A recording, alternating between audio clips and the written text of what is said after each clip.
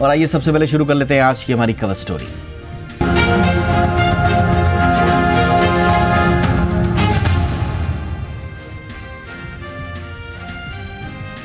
Indian economy का डंका दुनिया भर में बज रहा है और ग्लोबल एजेंसियां भी लगातार भारत के बेहतर भविष्य पर अपनी मुहर लगा रही हैं। आज आए जीडीपी के छप्पर फाड़ नंबर भी भारत की रॉकेट की रफ्तार से बढ़ती इकोनॉमी की हकीकत को साफ तौर से बयां कर रहे हैं। जुलाई सितंबर तिमाही में देश की जीडीपी ग्रोथ 8.2% की रफ्तार से बढ़ रही है, जबकि अनुमान सिर्फ 7.2% का था। जीडीपी नंबर्स को पीएम मोदी ने उत्साह बढ़ाने वाला बताया, कहा कि ये रिफॉर्म्स की परिणति है। लेकिन आज ये रिपोर्ट पहले आप देखिए, उसके बाद हम एक्सपर्ट से समझने की कोशिश करेंगे कि ये बम्पर नंबर क्या कहानी बता रहे हैं अभी की और आने वाले कल की। सबसे पहले ये रिपोर्ट।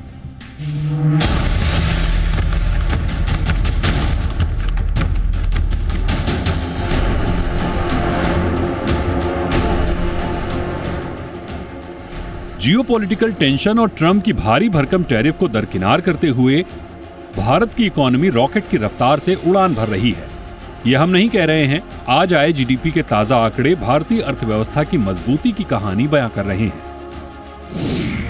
अगर हम कहें कि जीडीपी के ये नंबर बेहतर नहीं बम्पर हैं, तो गलत नहीं होगा।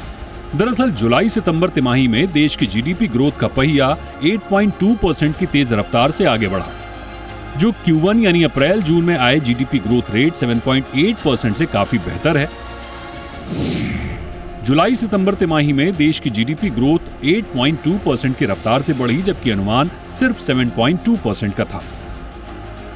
तो वहीं सालाना आधार पर जीडीपी ग्रोथ 5.6% से बढ़कर 8.2% हो गई है, जबकि तिमाही आधार पर यह 7.8% से बढ़कर 8.2% दर्ज की गई।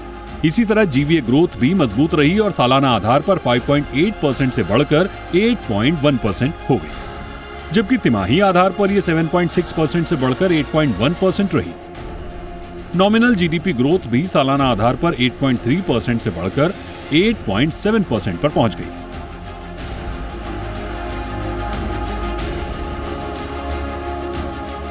जीडीपी के नंबर बता रहे हैं कि अमेरिकी टैरिफ के बावजूद भारत की इकोनॉमी शानदार प्रदर्शन कर रही है।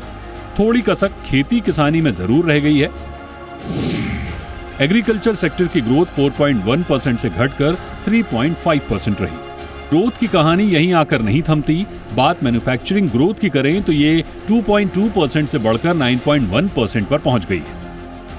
वहीं बात प्राइवेट कंजम्पशन ग्रोथ की करें तो ये 6.4% से बढ़कर 7.9% के लेवल पर आ गई, जबकि इंडस्ट्री ग्रोथ भी कुल आंचें भरते हुए 3.8% से बढ़कर 7.7% के आंकड़े पर पहुंच गई है।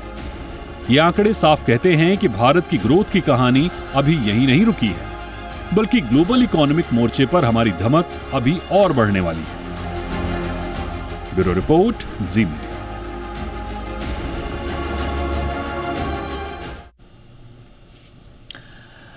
बहुत ही खास मेहमान इस वक्त हमारे साथ जुड़ चुके हैं। स्वागत करते हैं डीके श्रीवास्तव सर का, chief policy advisor EY India. Good evening sir, बहुत बहुत स्वागत है आपका श्रीवास्तव सर शो पे। हमारे साथ हैं डॉक्टर रुमकी मजूमदार, अर्थशास्त्री हैं जानी मानी और director Deloitte India. Good evening ma'am, बहुत बहुत स्वागत है डॉक्टर मजूमदार आपका भी हमारे शो पे। श्रीवास्तव सर, चर्चा की शुरुआत आपसे ही कर रहे हैं। क्या कहानी बयां कर रहे हैं सर? 6 तिमाहियों की सबसे तेज अनुमान 7.2, 7.3, 1% ज्यादा अनुमान और असली आंकड़ों में इतना फर्क कैसे सर? इसमें कोई शक नहीं कि ये बहुत ही इम्प्रेसिव ग्रोथ है। और अगर देखा जाए आउटपुट साइड से तो इस ग्रोथ को लीड किया है मैन्युफैक्चरिंग ने, जिसमें 9.1% की ईयर ऑन ईयर ग्रोथ है इस क्वार्टर में। लेकिन जो 2 सर्विस सेक्टर्स हैं, ट्रेड, होटल, ट्रांसपोर्ट, कम्युनिकेशन, उसके बाद फाइनेंशियल, रियल इस्टेट और इनफैक्ट पब्लिक एडमिनिस्ट्रेशन, डिफेंस और अदर पब्लिक सर्विसेज को भी जोड़ दिया जाए, इनकी ग्रोथ 7.4, 10.2 और 9.7, यानी कि इंडस्ट्री साइड से भी और सर्विसेज साइड से भी इस ग्रोथ को बहुत सपोर्ट मिला है, जहां तक कि आउटपुट सेक्टर्स की बात है। और अगर डिमांड सेक्टर्स को देखा जाए तो प्राइवेट फाइनल कंजम्पशन एक्सपेंडिचर की ग्रोथ लगभग 8% हो गई है, जबकि पिछले क्वार्टर मतलब सेकेंड क्वार्टर में ये 7% थी। और इन्वेस्टमेंट जो कि ग्रॉस फिक्स कैपिटल फॉर्मेशन है, उसकी भी ग्रोथ जो है वो अच्छी खासी है, 7.3% पर, जो 2 क्वार्टर में एक्चुअली 7.8 और 7.3% है। तो इनको मिला लिया जाए तो डिमांड साइड से भी काफी, डोमेस्टिक डिमांड साइड से काफी बैलेंस्ड पुश है, और आउटपुट साइड से भी बैलेंस पुश है। तो ये कहा जा सकता है कि जो भी ग्लोबल सप्लाई साइड के कंस्ट्रेंट्स हैं, अनसर्टेनिटीज हैं, उनके बावजूद डोमेस्टिक ड्राइवर्स पर डिपेंडेंस होने के कारण जो है अर्थव्यवस्था ने इतना अच्छा परफॉर्म किया है। और उम्मीद है कि आगे जो 2 क्वार्टर आने वाले हैं उसमें इससे थोड़ा तो ग्रोथ कम होगी, लेकिन फिर भी साल भर का अगर अनुमान लगाया जाए तो 7.2% से ज्यादा होने की उम्मीद है। ओके, तो आप कह रहे हैं कि इसका स्पिल ओवर भी देखेंगे हम आगे, और ये सारे कारण जो हैं वो आपके एनालिसिस में आ रहे हैं।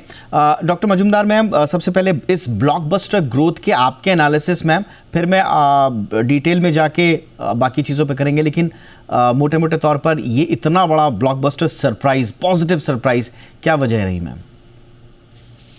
Thank you Deepak ji. Surprise actually surprise नहीं है, ये काफी महीनों की एफर्ट का नतीजा है।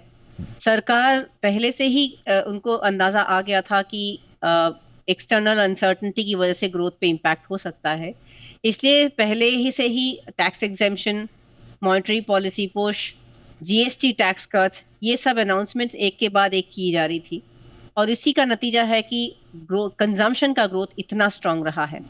एंड क्योंकि consumption is almost 61-62% of the GDP, अगर वो ग्रोथ सॉलिड रहे तो ऑब्वियसली ओवरऑल ग्रोथ बहुत अच्छा रहता है। हम लोगों ने लगातार 3 क्वार्टर में कंजम्पशन को ग्रोथ होते बहुत स्ट्रांगली देखा है। एक और फैक्टर है कि गवर्नमेंट कैपेक्स स्पेंडिंग पिछले साल से इस साल कैपेक्स स्पेंडिंग बहुत स्ट्रांग रही है, क्योंकि लास्ट ईयर इलेक्शन ईयर था तो इसलिए उतना ग्रोथ नहीं हो पाया था। तो कैपेक्स की तरफ से भी काफी पुश है। तो अगर इन्वेस्टमेंट्स एंड कंजम्पशन ने ऑलमोस्ट 75% का ग्रोथ लिया था। एक्सपोर्ट्स कम रही है, बट अगर डोमेस्टिक डिमांड इतना स्ट्रांग है तो obviously 8.2 was not a surprise. हमने ऑफ कोर्स इतना एक्सपेक्ट नहीं किया था, बट नंबर जान के बहुत ही अच्छी लगी। एंड जैसे कि पहले ही बताया गया कि मैन्युफैक्चरिंग एंड सर्विसेज ग्रोथ बहुत स्ट्रांग है, मतलब बहुत ही ब्रॉड बेस्ड ग्रोथ रही है, not only on the demand side but also on the production and supply side. So clearly एक सस्टेन्ड मोमेंटम बिल्ड होती दिख रही है, and hopefully Q3 will be very strong, क्योंकि फेस्टिव सीजन है, अक्टूबर में बहुत सेल्स हुए हैं, सारे नंबर्स बहुत हाई हैं, तो Q3 का नंबर भी बहुत ही स्ट्रांग रहेगा। तो अगर 3 क्वार्टर लगभग 7-8% ग्रोथ रखती है तो इस साल का ग्रोथ ऑलमोस्ट 7.58% तो जा ही सकता है। ऑल राइट, तो हम इसके पॉजिटिव इम्पैक्ट्स आगे भी देखेंगे overall. But Ashwini Mahajan sir भी हमारे साथ जुड़ चुके हैं, जाने माने अर्थशास्त्री हैं। गुड इवनिंग सर, बहुत बहुत स्वागत है आपका। आपसे भी सर आपका ओपनिंग रिमार्क, और ख़ास तौर से जिसका बार बार जिक्र किया जा रहा है, जो बड़ा लीडर रहा है, मैन्युफैक्चरिंग सेक्टर ग्रोथ 9.1%, ये क्या कहती है सर? क्या कहानी बयां हो रही है हमारे औद्योगिक उत्पादन की, और फिर उसके बाद एम्प्लॉयमेंट जनरेशन की? ये क्या, कौन सी, और फिर निर्यात क्षमता पर भी हम ये मान के चले कि सब आगे अच्छा होने वाला है सर? ये एक लंबा समय निकला है जिसमें हमने मैन्युफैक्चरिंग पर बहुत जोर दिया है। कोविड के बाद लगातार पीएलआई स्कीम हो, बाकी और माध्यम हो, लगातार सरकार ने मैन्युफैक्चरिंग ग्रोथ को आगे बढ़ाने के प्रयास किया। इसके साथ ही साथ जो अभी बात आ रही थी कि जो इन्वेस्टमेंट्स हैं, सरकारी इन्वेस्टमेंट्स, तो आमतौर पर माना जाता था पहले पुराने ज़माने में कि क्राउडिंग आउट हो जाता है, यानी अगर सरकार निवेश करती है तो प्राइवेट सेक्टर निवेश नहीं करता। लेकिन इस जो सरकारी निवेश का एक खासियत है कि यह क्राउडिंग इन कर रही है, यानी बड़ी मात्रा में लोग प्रेरित हो रहे हैं ज़्यादा से ज़्यादा निवेश करने के लिए। उसमें मैं यहाँ पर एक खास बात ये करना चाह रहा हूँ कि जब आमतौर पर ये भी नतीजे कहीं अखबारों में नहीं आ रहे हैं, लेकिन जो अगर हम रिसर्चर्स के आंकड़ों को देखते हैं तो देख पा रहे हैं कि कई गुना ज़्यादा इन्वेस्टमेंट अनाउंसमेंट्स हो रही है, इन्वेस्टमेंट की जा रही है। तो सभी क्षेत्रों में, चाहे वो जो भी पीएलआई के क्षेत्र थे, सब में ही हम देख रहे हैं कि ज्यादा इन्वेस्टमेंट हुई। उसका असर अब धीरे धीरे मैन्युफैक्चरिंग पर आना शुरू हो गया है, और मैन्युफैक्चरिंग ग्रोथ और सर्विस की ग्रोथ, ये दोनों जैसे एक तरह से एक दूसरे के साथ कंपटीशन में है। कोई 9.1% और 9.2%, तो ये एक बहुत बड़ी बात है कि ये ओवरऑल ग्रोथ को बूस्ट कर रहा है। और आगे आने वाले समय में जो कॉम्पिटिटिवनेस की बात आप कर रहे हैं, स्वाभाविक तौर पर ज्यादा उत्पादन होगा तो कॉम्पिटिटिव स्ट्रेंथ बनेगी। अभी खासतौर पर क्लीन टेक मैन्युफैक्चरिंग में सरकार का जो जोर है अभी, खासतौर पर सोलर इंस्टॉलेशन में, तो जो डीसीआर के अप्रोच अडॉप्ट किया है, उसके वजह से देश में अभी सोलर मैन्युफैक्चरिंग भी काफ़ी हद तक शुरू हो चुकी है, और प्रधानमंत्री जो सूर्यघर योजना है वो भी बहुत अच्छी चल रही है। तो ऐसे में जो हाउस होल्ड सेक्टर की जो इन्वेस्टमेंट है इसमें, सोलर में और बाकी सब चीज़ों में, वो भी इसको ध्यान देने की ज़रूरत है। और ये कोई ग्रोथ जो है किसी एक सेक्टर पर निर्भर नहीं है, हर सेक्टर में ग्रोथ दिखाई दे रही है। एग्रीकल्चर के बारे में तो हमेशा माना ही जाता है कि 3 से 4% से ज़्यादा नहीं हो सकती है, लेकिन बाकी क्षेत्रों में जहां पर भी ग्रोथ की संभावनाएं थी वहां दिखाई दे रही है। और ख़ास तौर पर हमने जो अपनी डोमेस्टिक डिमांड है उसने कॉम्पेंसेट किया है एक्सपोर्ट की डिमांड को। एक्सपोर्ट की डिमांड भी बहुत समय तक रुकने वाली नहीं है, हमारी कॉम्पिटिटिव स्ट्रेंथ बहुत ज़्यादा है, और हम दुनिया के जो दूसरे मुल्कों में जो हम अपने बाजार तलाश रहे हैं उसका असर हमें आगे आने वाले समय में दिखेगा। एब्सोल्युटली। मैन्युफैक्चरिंग पर इसलिए बहुत ज़्यादा फोकस किया जा रहा है क्योंकि आप देखिए कि 2023-24 पे तो मतलब एक तरह से कुछ नेगेटिव पॉजिटिव भी आई कई तिमाहियों में, लेकिन इतनी तेज़ वापसी हो जाएगी ये थोड़ा सा हैरान भी कर रही है, बड़ा पॉजिटिव एक बूस्ट भी दे रही है। वो जो जेस्टेशन था ना वो अब खत्म हुआ है, और अब प्रोडक्शन निकलने शुरू हुई है। All right. एक और चीज़ जो काफ़ी चौंका भी रही है और उत्साहित भी कर रही है श्रीवास्तव सर, और वो है फाइनेंशियल एंड रियल एस्टेट 10.2%। अब इसमें तो कहा जा रहा था रियल एस्टेट तो बिल्कुल ठंडा रहेगा, इस तरह की बातें कही जा रही थी, ये अचानक से इतना ज़्यादा बूम इस पे, ये इसका क्या मतलब है सर? जो कि बहुत कुछ फ्यूचर से जुड़ा हुआ है। ये वो सेक्टर है जिसमें कि आगे चल करके और भी जो है ग्रोथ बढ़ने की संभावना है। अच्छा। इसमें सारी जो टेक्नोलॉजीज हैं, एडवांस्ड ये आर्टिफिशियल इंटेलिजेंस की, जेनरेटिव आर्टिफिशियल इंटेलिजेंस की, नए जो ग्लोबल कैपेसिटी सेंटर्स बन रहे हैं और डेटा सेंटर्स बढ़ रहे हैं, ये सब जो है ये इस सेक्टर में एब्जॉर्ब होते हैं। साथ साथ जो है एक सर्विसेज का एक्सपोर्ट बहुत कुछ इस सेक्टर से जुड़ा हुआ है। सर्विसेज एक्सपोर्ट्स में इतनी कोई कमतरी नहीं आई है जितना कि या गुड्स के एक्सपोर्ट्स में आई है। तो ये एक सेक्टर है जिसकी ग्रोथ जो है बहुत ही एनकरेजिंग है, क्योंकि ये अभी तो प्रेजेंट में ग्रोथ हुई है, लेकिन फ्यूचर में भी इसके सहारे ग्रोथ जो है वो चलती रहेगी। इसका दूसरा एडवांटेज ये भी है कि ये एम्प्लॉयमेंट इंटेंसिव सेक्टर है, और इसमें बहुत कुछ जो स्किल्स की ट्रेनिंग हो रही है भारतवर्ष में, और जो हम लोग की जो है डिफरेंट तरह के इंस्टीट्यूशंस जो हैं वो इन सेक्टर्स में एब्जॉर्प्शन की कैपेसिटी को बढ़ा रहे हैं, तो उन सब का एम्प्लॉयमेंट भी जो है इस सेक्टर में बढ़ेगा जैसे ही इसकी ग्रोथ बढ़ती है। तो मेरे ख्याल से जो ये सेक्टर है ये बहुत ही पॉजिटिव डेवलपमेंट को दिखला रहा है, और स्ट्रॉन्गेस्ट ग्रोथ जो है वो इसी सेक्टर में हुई है। कुल मिला के कोई भी मेजर सेक्टर नेगेटिव ग्रोथ नहीं दिखा रहा है, और ऐसा लग रहा है कि पिछले 5-6 साल में पहली बार संभवतः ऐसा हो रहा है कि सभी बड़े सेक्टर पॉजिटिव में हैं।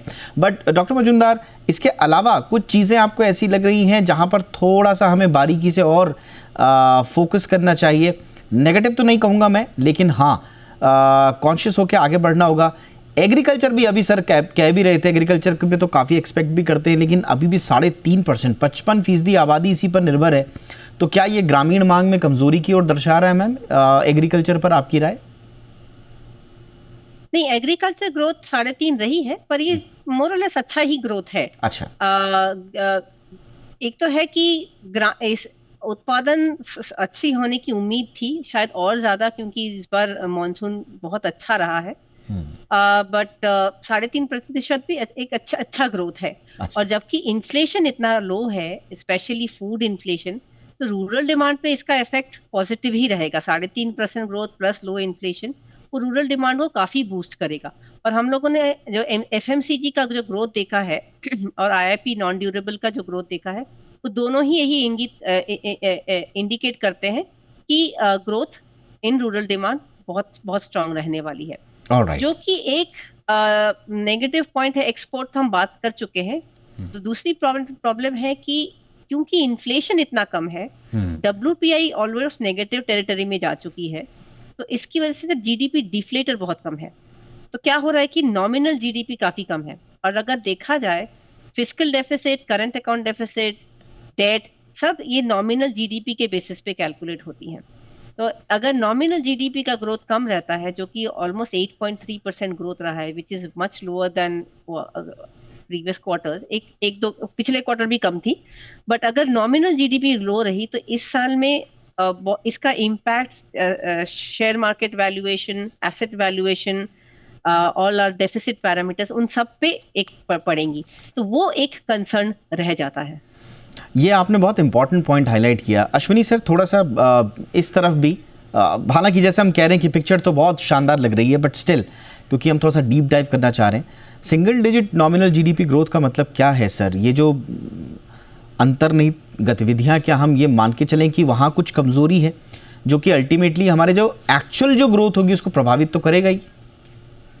देखिए, सिक्के के दो पहलू हैं। एक बात जो बताई कि उससे हमारे कहीं ना कहीं टैक्स रेवेन्यू पर, बाकी सब चीज़ों पर असर पड़ेगा। जो डेफिसिट फिगर्स भी जो है वो भी प्रभावित होंगी, लेकिन इसके एक दूसरा पहलू है कि हमारा जो रेट ऑफ इंटरेस्ट है वो लगातार घटा है, जो हमारी डोमेस्टिक डिमांड को भी बूस्ट कर रहा है और इन्वेस्टमेंट को भी, और जो कंजम्पशन डिमांड को भी और इन्वेस्टमेंट डिमांड को। तो यह जो इन्वेस्टमेंट डिमांड, ये लॉन्ग टर्म ग्रोथ के लिए बहुत आवश्यक है। इसलिए इन्फ्लेशन जहाँ जहाँ जिन जिन देशों में इन्फ्लेशन कम होता है उसका जो असर उन पर नेगेटिव हो सकता है, लेकिन हमारी एक ग्रोइंग इकोनॉमी है, इसलिए हमें इन्फ्लेशन को अगर हम कर्व करके रखते हैं, और ये सरकार की उपलब्धि है कि इन्फ्लेशन कम है, और क्योंकि हमने जो डेफिसिट फिगर्स को बहुत कंट्रोल करके रखा है, फिस्कल कंसोलिडेशन, अभी हाल ही में जो हमारे साथ वित्त मंत्री की बैठक हुई, इस पर सभी अर्थशास्त्री एक थे कि हमें फिस्कल कंसोलिडेशन को, इन्फ्लेशन को कहीं कंट्रोल करके रखना है। और उसका ये असर है कि जो अगर मान लिया 6% हम इन्फ्लेशन पे जाते हैं, तो 8.2% का मतलब है कि वो 14% की हमारी नॉमिनल ग्रोथ हो जाएगी, लेकिन वो देश के लॉन्ग टर्म भविष्य के लिए बहुत अच्छा नहीं है। इसलिए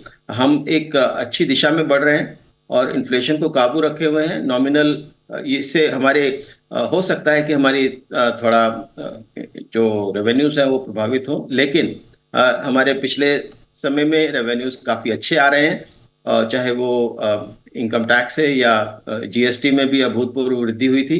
और सरकार ने ये जो कम किया है जीएसटी, उसके बावजूद भी मुझे नहीं लगता कि बहुत ज़्यादा रेवेन्यूज पर प्रभाव पड़ेगा। इसलिए ये एक अच्छा साइन है और इसको हमें बनाए रखना होगा। ओके, अब आपने चूंकि फिस्कल डेफिसिट का भी जिक्र किया, तो ज़रा श्रीवास्तव सर, फिस्कल डेफिसिट का थोड़ा सा हमें बताइए सर कि क्या स्थिति अभी नज़र आ रही है। अप्रैल अक्टूबर में मेरा ख्याल है 8.25 लाख करोड़, और ये FY26 का 52.6% हो गया है सर। क्या माने सर इसको? बजट दबाव बढ़ेगा, उधार बढ़ेगा, या चीज़ें आगे ठीक होंगी? ये क्या स्थिति है सर इस वक्त फिस्कल डेफिसिट? ये अभी 7 महीने के आंकड़े आ चुके हैं। हाँ। सीजीए के डेटा के अनुसार सेंट्रल गवर्नमेंट का जो रेवेन्यू परफॉर्मेंस है वो दिखलाई पड़ रहा है। इसमें थोड़ा सा कॉशियस होने की जरूरत है, क्योंकि जो ग्रॉस टैक्स रेवेन्यू का ग्रोथ है 7 महीने में वो केवल 4% है, और जो इनडायरेक्ट टैक्सेस हैं उनका ग्रोथ इससे भी कम 1.7% है।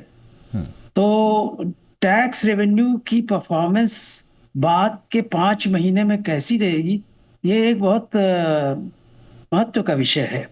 साथ साथ में ये देखना पड़ेगा कि गवर्नमेंट ने कैपिटल एक्सपेंडिचर तो जरूर बढ़ाया, उसकी फ्रंट लोडिंग कर दी, और अभी तक जो है 7 महीने में करीब करीब 32% की ग्रोथ दिखलाई है सालाना पदों में। लेकिन इसका और रेवेन्यू एक्सपेंडिचर की ग्रोथ काफी कम है, वो एक्चुअली 0.026% है।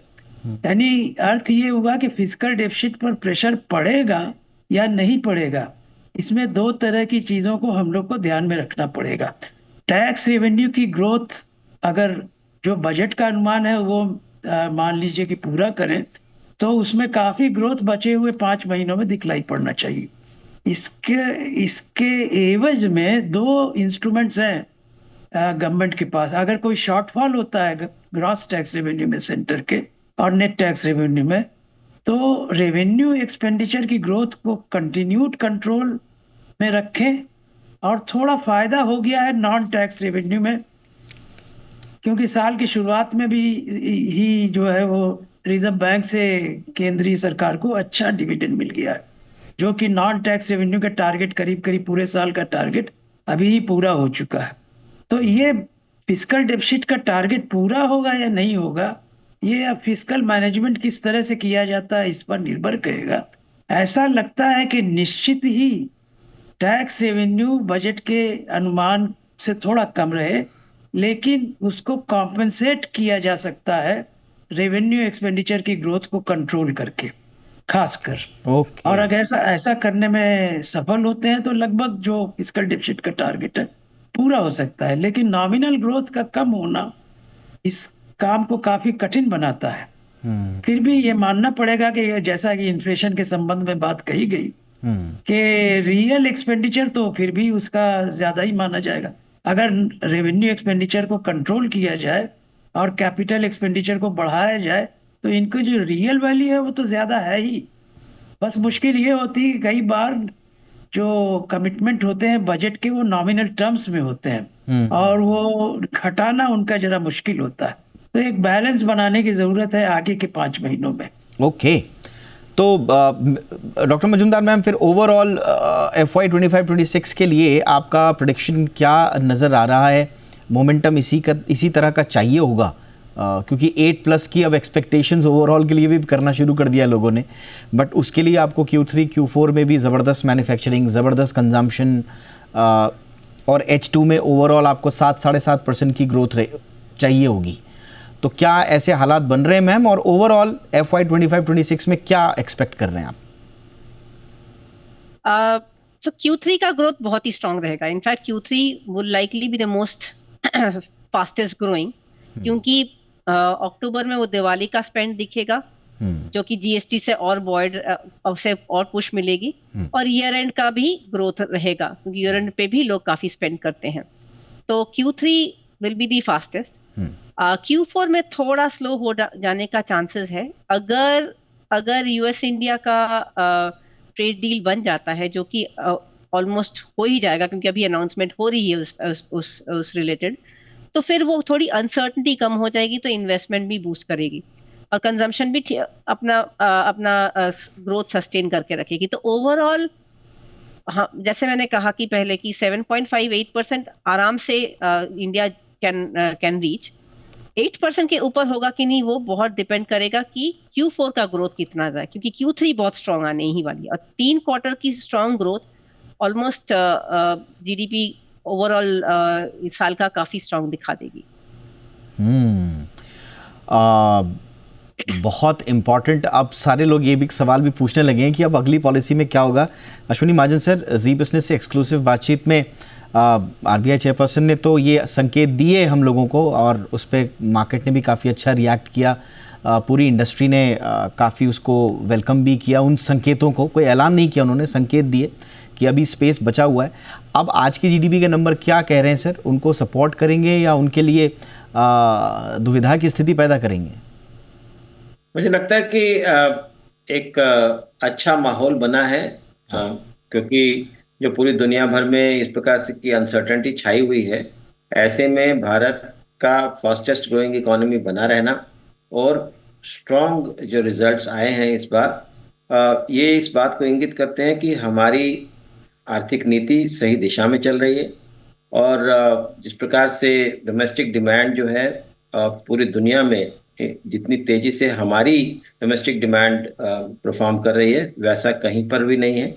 तो इन्वेस्टमेंट्स भी लगातार चल रही हैं और इन्फ्लेशन काबू में होने के कारण लॉन्ग टर्म ग्रोथ की संभावनाएं ज़्यादा से ज़्यादा बढ़ती जा रही हैं। इसलिए मुझे लगता है कि 8% ग्रोथ का जो टारगेट है वो अचीवेबल है, हम जरूर अचीव कर सकते हैं। नहीं, रेट कट आगे होगा सर?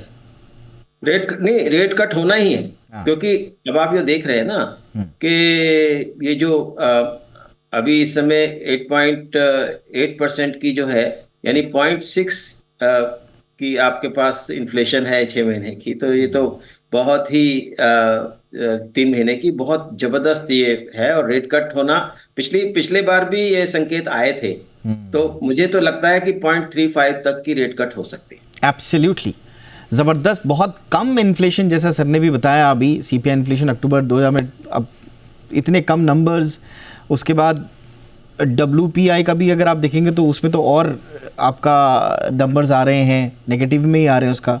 RBI गवर्नर के संकेत हमारे पास ऑलरेडी हैं, मैक्रो इंडिकेटर्स ऑलरेडी जो हम ओवरऑल बात कर रहे हैं वो सब हैं। तो ऐसा लगता है कि अगली RBI पॉलिसी के लिए, रेट कट्स के लिए बड़ा माकूल समय बन रहा है। क्विकली रेट कट पर ही मैं श्रीवास्तव सर और मजुमदार मैम का भी टेक ले लूँगा। Srivastava sir, quickly sir.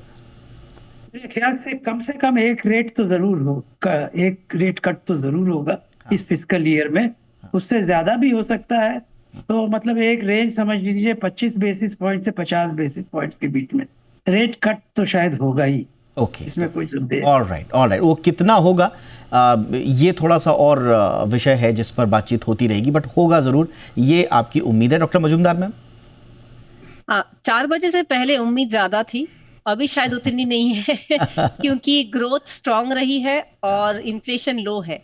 तो अभी शायद RBI मौका देखेगी कि कहाँ वो बेस्ट टाइम कर सके, क्योंकि अगर Q4 में ग्रोथ गिरे तब rate cut can make a bigger impact. अभी शायद उतना इम्पैक्ट ना करे, क्योंकि अभी 3 क्वार्टर से ग्रोथ बहुत सॉलिड रही है। हाँ, पर क्रेडिट ग्रोथ अभी तक उतनी पिकअप नहीं की है, तो दैट इज अ कंसर्न। और जो कि 8 महीने बाद एक RBI कट होने के बावजूद भी अगर क्रेडिट ग्रोथ नहीं हो रही है, तो there are other issues to be addressed. पर रेट कट होगा, बट मोस्ट लाइकली RBI इस क्वार्टर में होल्ड करके रखेगी, may be in the February month में शायद अनाउंस कर सके। पर एक हो जाएगी इस साल, एक कट तो होगी, एक कट तो होगा। और जिसका जिक्र RBI गवर्नर ने जी बिजनेस के साथ एक्सक्लूसिव बातचीत में भी किया था कि एक तो संभावनाएं हमारे पास बनी हुई हैं। लेकिन आपने सही कहा, क्योंकि तेज GDP ग्रोथ आई है, सेकेंडरी, टर्शियरी, मैन्युफैक्चरिंग, तमाम सेक्टर्स ज़बरदस्त देख रहे हैं। RBI हो सकता है थोड़ा सोचे कि इकोनॉमी को शायद एक्स्ट्रा स्टिमुलस की ज़रूरत अभी नहीं है, तो शायद बाद में करें। बट देखते हैं कि आने वाले रेट कट्स में क्या सूरत हाल रहता है। बहरहाल आज के बम्पर GDP नंबर्स पर आप तीनों का एनालिसिस बहुत अच्छा रहा, बहुत सारगर्भित रहा। बहुत बहुत धन्यवाद, आप तीनों ने वक्त निकाला। Doctor Rumki Majumdar ma'am, thank you so much for your time. DK Shrivastava sir, बहुत बहुत धन्यवाद आपके समय के लिए। अश्विनी महाजन सर, बहुत बहुत धन्यवाद, आपने वक्त निकाला।